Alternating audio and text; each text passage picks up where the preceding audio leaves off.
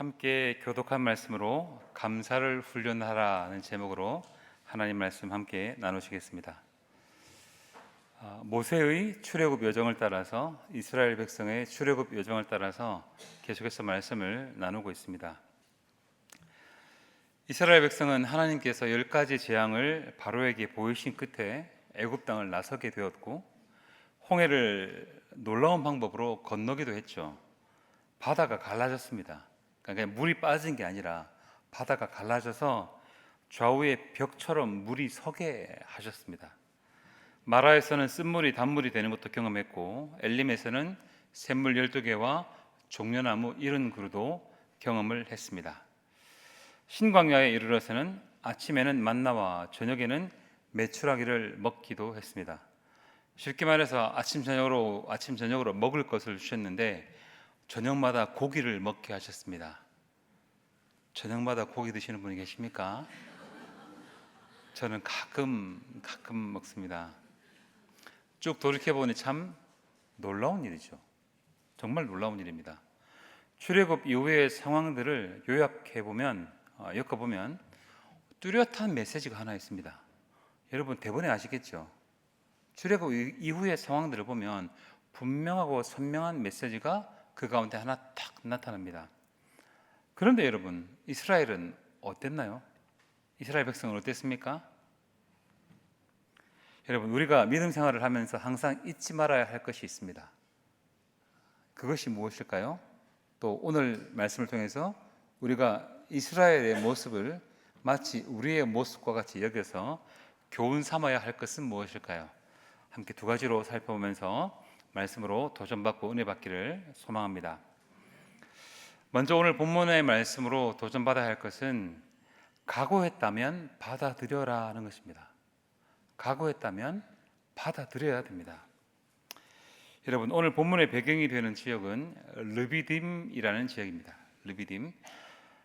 성서 지리학을 따라서 여기가 지도상으로 어딘지 조금 궁금해지기는 하는데 그것보다도 이스라엘 백성이 가나안을 향하는 길에서 어떤 일들이 계속 있었는지 아는 것이 훨씬 더 중요해 보입니다. 여러분, 르비딤에서는 어떤 일이 있었는지 3절 말씀을 통해서 우리 다시 한번 확인해 보겠습니다. 함께 읽습니다.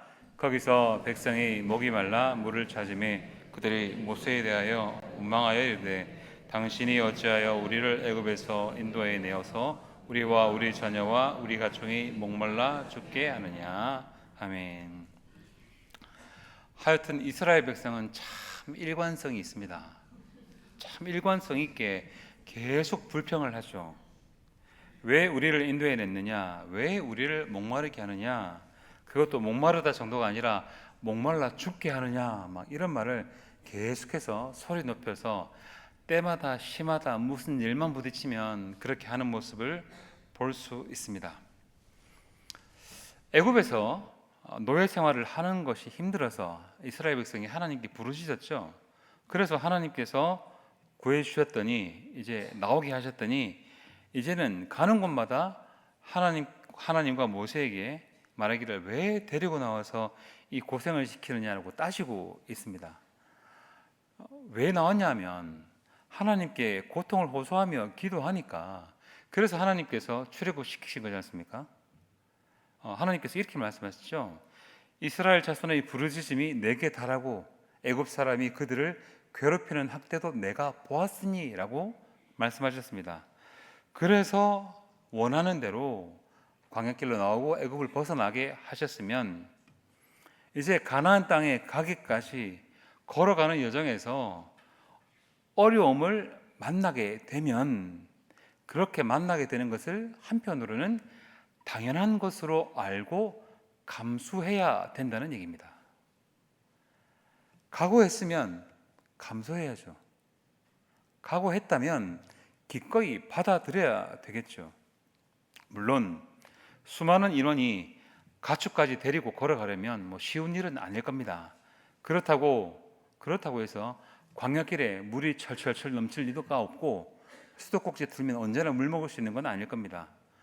애굽의 주인들이 먹는 것과 같은 잘 차려진 밥을 매번 먹지 못한다는 것 정도는 기꺼이 감당해야 되겠죠. 광야길이라는 특성상 어쩔 수 없이 받아들여야만 하는 것들이 있게 마련입니다. 그런데 이스라엘 백성들은 때마다 변함없이 원망하고 또 원망했습니다. 성도 여러분, 만약 우리가 신앙적인 문제로 결단한 것이 있다고 생각해 봅시다. 여러분, 그 결단 때문에 어려운 일이 다소 생긴다면 우리가 어떻게 해야 되겠습니까? 불평해야 되겠습니까? 결단한 거 때려쳐야 되겠습니까? 기왕 결단한 것이라면 당연히 쉽지 않을 거라는 걸 우리가 알았다면 기쁨으로 감당해야 되지 않겠습니까? 내가 하려고 마음을 먹었는데 왜 이렇게 어려워? 왜 이렇게 나를 안 도와주지? 왜 이렇게 힘들지라고 때려치우면 누가 과연 좋아할까요? 기쁨으로 감당해야 될 일, 어려워도 기쁨으로 감당해야 되는 건 너무 당연한 일입니다. 그런데 여러분, 복음 받고 싶은데, 은혜는 받고 싶은데 그 과정에서 어려운 일은 경험하기 싫고 그냥 받기만 하고 싶다면, 이건 다른 말로 하면, 좀 심한 말로 하면 도둑놈 신보라고도 말할 수 있지 않을까요? 얼마 있으면 청년들이 저와 함께 단기 선교를 다녀올 텐데, 집 떠나면 아무래도 집보다는 불편하겠죠. 음식도 다르고 날씨도 다르고, 더군다나 일주일 내내 함께 지내며 사역하다 보면 뜻밖의 어려운 일들이 생길 수가 있지 않겠습니까? 그런데 그렇게 해서 자원에서 떠난 길에 불편하고 어려운 것을 당연한 것으로 여겨야지, 하나님 왜 저를 여기 보내셔서 이렇게 고생시키십니까 하면 되겠습니까? 지가 온다 그래 놓고 왜 이렇게 고생시키십니까? 이러면 안 되겠죠. 사실 이런 과정 자체가 훈련이고 자라나는 과정으로 받아들이는 것이 당연하겠죠. 만일 결단한 일 때문에 어려운 일을 당한다면 때로는 받아들일 줄도 알아야 되는 것입니다. 본인이 결단해 놓고 자꾸 하나님을 원망해서는 너무너무 곤란하겠죠. 어떤 목회자 부부를 제가 알고 있는데, 목회자로 사역하시다가 이제 어떤 나라에 선교사로 가기로 결단을 그렇게 내리셨습니다. 쉽지 않지만 하나님의 부르심을 따라서 그렇게 결정을 내렸을 겁니다. 그런데 자녀들을 데리고 삶의 터전을 대한민국에서 선교지로 옮긴다는 것이 결코 쉬울 리가 없죠. 일일이 말씀드리지 않아도 그냥 머리로 생각하는 것과 실제로 부딪히는 건 너무너무 다른 일일 겁니다. 그렇지만 말하자면 목회자에서 선교사로 이 모습이 바뀌어야 되죠. 모두가 바뀌어야 됩니다. 그런데 자꾸 국내에서 목회자로 지낼 때와 같은 것을 계속 기대하면서 하나님께서 그런 인간적인 기대를 채워주시지 않으니까 성도들 듣는데 얘기를 하시더라고요. 하나님 이러시면 곤란합니다. 이러시면 정말 곤란합니다. 라고 얘기하시는 걸 제가 들었어요.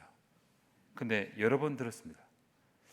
솔직히 말해서 적잖이 실망스러운 마음을 감출 길이 없었습니다. 믿음의 문제로 결단한 일이 혹시 있으십니까? 그 일 때문에 어려운 상황을 당하는 일이 혹시 있으십니까? 그렇다면 그런 일이 닥쳐오더라도 불평하지 말고 당연한 것으로 여기시기 바랍니다. 한편으로는 기쁨으로 또 감당하시기를 주님의 이름으로 축원합니다. 여러분, 이럴 때 우리가 읽어야 되는 말씀이 하나 있죠. 고린도전서 10장 13절 말씀 우리 함께 읽어봅시다. 사람이 감당할 시험 밖에는 너희가 당한 것이 없나니 오직 하나님은 미쁘사 너희가 감당하지 못할 시험 당함을 허락하지 아니하시고 시험 당할 즈음에 또한 피할 길을 내사 너희로 능히 감당하게 하시느니라. 아멘. 지금 르비딤에 오기까지 어려운 일이 없었던 것은 아니지만 하나님께서 여기에 오기까지 어떻게 하셨는지를 꼭 기억해야 됩니다. 르비딤에서 하신 일만 봐도 이스라엘 백성들에게 그래서 물을 주셨지 않습니까? 어떻게 주셨습니까? 물은 주로 어디서 나오죠? 어디서 먹을 수 있습니까? 강이나 샘이나 오아시스 같은 데서 먹지 않습니까? 근데 르비딤에서는 어디서 물을 먹었죠? 반석을 쳤는데 물이 나왔죠. 그것도 쫄쫄쫄 나온 것이 아니라 온 백성이 먹을 만큼 나왔다고 했습니다. 이 정도 인원이 당시 출애굽 인원들이 먹으려면 펌프를 한 10개 돌린들, 한 100개 돌린들, 그게 감당이 되겠습니까? 충분할까요 그게? 그런데 하나님께서는 돌에서 물이 나오게 하셔서 그걸로 온 백성이 자녀와 가축까지 먹을 수 있을 만큼 물을 주셨다고 그렇게 성경이 알려줍니다. 정말로 하나님은 마음만 먹으시면 무엇이든지 하실 수 있는 분이시죠. 하나님은 우리가 항상 상상할 수 없는 방법으로 일하시는 분이심을 우리가 알 수 있습니다. 그런 하나님께서 우리가 결단한 일에 함께 하신다면 우리는 어떤 마음으로 그 길을 가야 마땅하겠습니까? 원망 대신 우리가 해야 할 것은 과연 무엇이겠습니까? 성도 여러분, 이어서 계속 생각해 볼 두 번째 주제는 불평은 곧 미성숙이라는 사실입니다. 출애굽한 이스라엘 백성들의 분명한 특징은 원망과 불평이 너무 많았다는 겁니다. 노예에서 하나님 나라의 성숙한 백성으로 완전히 변화되려면 아직 그 갈 길이 참 멀어 보입니다. 힘들면 원망은 누구나 할 수 있죠. 특히 미성숙할수록 자기가 힘들거나 원하는 것을 얻지 못할 때에 쉽게 불평을 하거나 다른 사람을 탓하게 되어 있습니다. 왜 돈을 많이 못 벌어와? 왜 요리를 이거밖에 못해? 국이 짜다. 반찬이 이거밖에 없냐? 항상 상사나 동료나 친구나 사람들 등등에 대해서 불만을 가지고 불만을 잘 표현하는 그런 경우가 있습니다. 가정에서든 회사에서든 교회에서든 불평하려면 끝이 없죠. 그렇지만 이게 습관이 되면 안 됩니다. 습관이 되면 정말 곤란하죠. 말로 표현하지는 않는다 하더라도 내 마음속에 이런 습관이 들어있는 것은 아닌지 스스로 잘 살펴보고 점검해 봐야 될 문제입니다. 여러분, 우리는 그리스도인입니다. 그리스도인은 예수로 살고 성령 충만으로 사는 사람들입니다. 여러분, 성령의 9가지 열매가 있죠. 성령의 9가지 열매 중에 앞에 몇 가지만 보면 어떤 것이 있죠? 사랑과 희락과 화평과 오래 참음과, 다 하시네요. 앞에 4가지만 말씀드리면 사랑과 희락과 화평과 오래 참음이 있습니다. 성령 충만한 사람이 되면 불평 대신 사랑하게 되어 있고, 어떠한 상황에서도 희락하고 화평하게 되어 있고, 어려운 상황에서도 오래 참을 수 있게 됩니다. 특히 오늘 말씀과 관련해서 저는 오래 참음이라는 이 단어가 굉장히 주목해 봐야 할 단어라고 봅니다. 이건 다른 사람보다 조금 더 참는다는 것이 아니라, 어떤 사람은 7일을 참으면 내가 열흘을 참는다는 그런 뜻이 아니라 오래도록 불평이 아예 없다라는 뜻에 가까운 표현입니다. 다른 사람은 다 불평해도 나는 불평하지 않는다, 오래도록 불평하지 않는다, 이것이 오래 참음입니다. 그러니까 다시 말씀드리면 성령 충만하면 무엇이 가능한가요? 방언 이런 것만 생각하지 마시고, 성령 충만하면 사랑과 희락과 화평과 오래 참음과 이런 것이 나타나야 되고, 이런 것을 우리가 사모해야 마땅한 것이죠. 사실 불평하지 않는 것도 훈련이라서 개발되어야 하는 그런 측면이 또 있습니다. 그렇다면 불평 대신 다른 말을 많이 하면 이게 훈련인데, 불평 대신 어떤 말을 우리가 하는 것이 좋을까요, 여러분? 다른 사람을 칭찬하는 말, 그리고 오늘 본문의 제목과 같이 사소한 것에도 감사하는 말을 많이 하면 됩니다. 제가 한 직장을 오래 다니다가 회사를 옮겼던 일이 있었는데, 당시에 제가 다니던 회사 대표님께서 책을 한 권 읽으셨는데, 여러분도 많이 들어보신 책입니다. 칭찬은 고래도 춤추게 한다는 책입니다. 그 책을 읽으셨더라고요. 그래서 좋은 의도로 읽으셨겠죠. 그런데 그 책을 읽으시고 토요일 아침 회의 때 한 말씀을 하셨는데 제가 너무 충격적이어서 지금까지도 기억하고 있습니다. 내가 여러분 칭찬하고 격려하려고 이 책을 읽었는데, 이 책을 읽고 여러분들을 보니까 아무리 봐도 여러분은 칭찬할 만한 게 하나도 없다. 제가 이 얘기 듣고 충격받았다 했는데 웃음이 나오세요. 저도 그때 너무너무 충격을 많이 받았었거든요. 물론 대표님 마음에 쏙 드는 직원이 얼마나 되겠습니까만은 칭찬할 게 하나도 없다는 말은 너무 좀 충격적으로 느껴졌습니다. 그래서 이 말이 트리거가 된 것은 아니지만 회사를 옮기는데 영향을 주지 않았다고 말할 수는 없을 것 같습니다. 여러분, 불평을 많이 하다 보면 감사하는 것을 잊게 됩니다. 그래서 감사도 개발되어야 합니다. 여러분, 감사할 줄 모르는 그리스도인이라고 한번 생각해 봅시다. 그리스도인인데 감사할 줄 모르는 그리스도인, 뭔가 어색하고 이상하지 않습니까? 말이 안 되는 것 같죠. 이런 면에서 모세는 참 성숙한 사람이었습니다. 이렇게 원망하고 불평하는 사람들을 데리고 어떻게 가나안 땅 코앞까지 갔을까? 참 하나님의 일을 하는 것은 열정만 있으면 되는 줄 알았는데, 그렇죠? 열정만 있으면 되는 게 하나님의 일인 줄 알았는데, 그 열정 위에 감사하는 마음과 성숙한 마음이 함께 있어야만 하나님의 일을 할 수 있다는 것을 점점 자라면서 저는 많이 느꼈습니다. 그리고 내가 성숙하지 않으면 자주 싸우게 되고 부딪히게 되고 그렇게 되는 것이죠. 성숙이란 결국 다른 것이 아니라 감사할 줄 아는 마음, 오래도록 불평이 없는 오래 참는 마음일 것입니다. 말씀을 맺겠습니다. 오늘 말씀의 제목은 감사를 훈련하라는 제목입니다. 이스라엘 백성은 여기까지 극적으로 인도하신 하나님의 은혜를 생각하기보다 당장 눈앞에 닥친 문제로 불평하는 일이 항상 먼저였습니다. 항상 그랬습니다.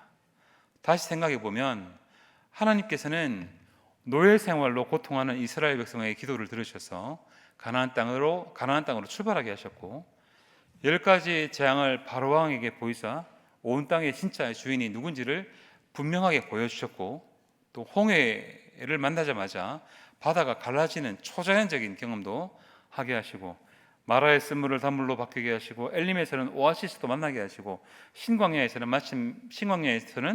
아침에는 만나기와 저녁에는 메추라기를 먹게 하셨습니다.